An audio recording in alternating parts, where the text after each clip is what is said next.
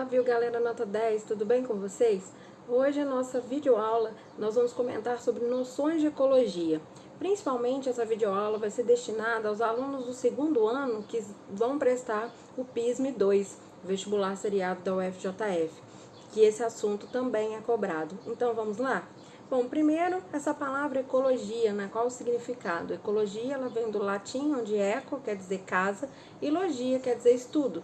Então, a princípio, essa parte da biologia, que foi esse termo, né, foi criado pelo biólogo Ernest Haeckel, se destinava ao estudo do meio ambiente. Mas hoje, a definição é um pouquinho mais elaborada. Então, a gente pode definir ecologia como sendo o estudo das relações dos seres vivos entre si e destes com o meio ambiente. Então, na ecologia, não adianta só estudar o meio ambiente, a gente tem que entender as relações dos seres vivos, como eles se relacionam entre si e, obviamente, a relação deles com o meio ambiente. E alguns conceitos são fundamentais para se entender aí a relação dos seres vivos com o meio ambiente. Então, vamos falar sobre eles agora.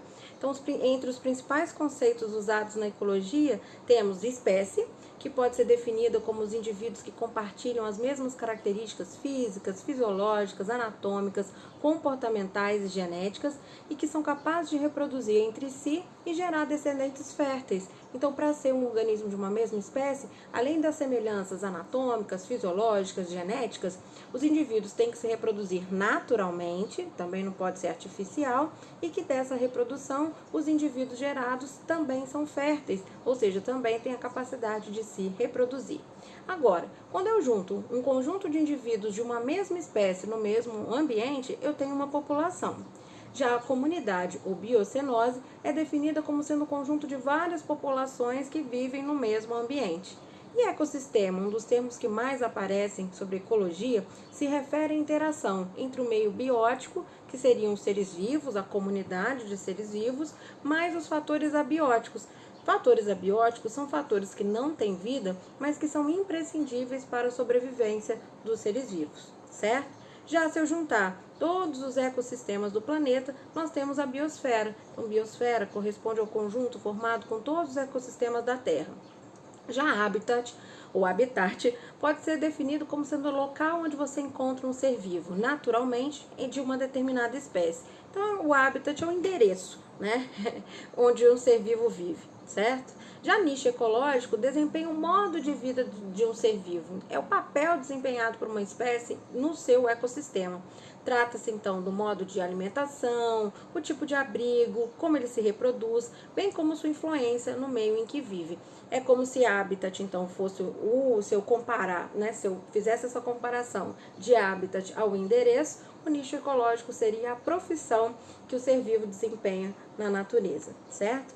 Também um outro conceito muito utilizado na ecologia é o conceito de potencial biótico, que determina a capacidade máxima de reprodução de uma espécie. Uma espécie que atinge seu potencial biótico terá um crescimento populacional muito grande, chamado de exponencial.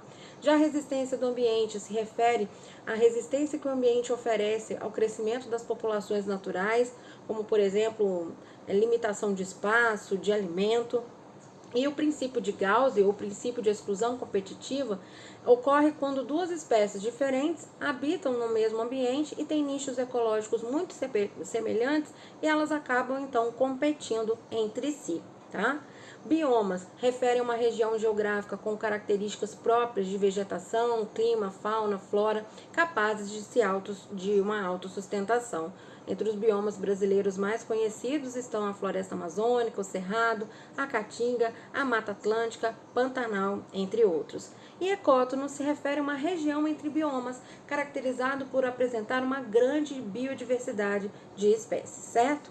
E agora vamos falar sobre os fatores ecológicos do meio, né? Esses fatores abióticos que influenciam a sobrevivência dos seres vivos. Entre esses fatores, então, eu defino um fator abiótico como sendo fatores não vivos ou físico-químicos que interferem no desenvolvimento e sobrevivência dos seres vivos de um local considerado, certo?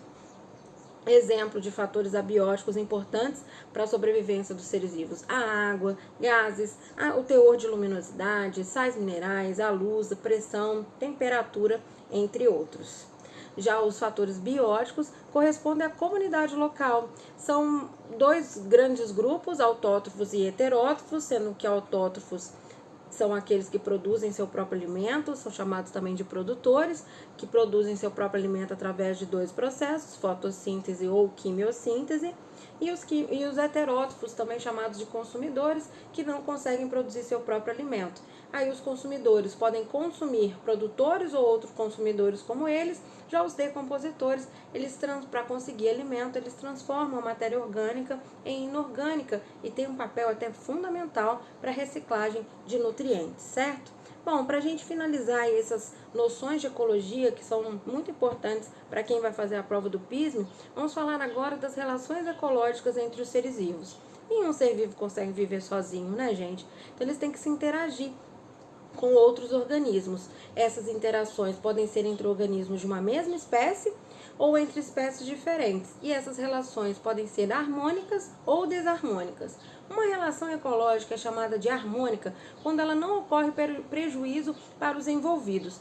Os indivíduos nem precisam ganhar com uma relação sendo harmônica, mas o mais importante é que eles não saem no prejuízo. Entre as relações harmônicas, nós temos as intraespecíficas, aquelas que ocorrem entre indivíduos de uma mesma espécie dentro das populações, e as interespecíficas, que ocorrem entre indivíduos de espécies diferentes. Entre as relações intraespecíficas harmônicas se destacam a colônia, onde os indivíduos estão anatomicamente unidos entre si. Isso acontece muito, a colônia, entre bactérias, esponjas, corais, cracas, e a sociedade, que é uma relação que não há uma união anatômica e ocorre entre os indivíduos da sociedade uma cooperação entre eles e uma nítida divisão de trabalho, onde cada um tem um papel. Exemplo de seres que fazem essa relação ecológica: abelhas, vespas, cupins, formigas. Já nas relações harmônicas interespecíficas entre espécies diferentes, destaca-se a protocooperação, que é quando os indivíduos eles têm benefícios mútuos nessa associação, porém ela não é obrigatória. É o caso do crocodilo e do pássaro palito, do pássaro anu com o gado, onde esses indivíduos se beneficiam, mas a qualquer momento eles podem sair dessa relação. Já no mutualismo também ocorre um benefício mútuo entre os indivíduos associados. Porém, no mutualismo, uma relação acaba sendo obrigatória. Quando os indivíduos se juntam, eles não se separam mais. É o caso de líquens, de ruminantes e bactérias. O líquens é uma associação entre algas e fungos, onde ambos então vão sair beneficiados. A alga vai proporcionar para o fungo alimento. Em contrapartida, o fungo vai ajudar na absorção de água e sais minerais.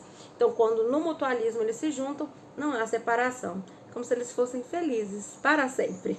Já no comensalismo, gente, é uma relação em que um organismo chamado de comensal se alimenta dos restos de alimentos deixados por outra espécie. É o caso clássico da hiena com o leão e do tubarão com a rêmora.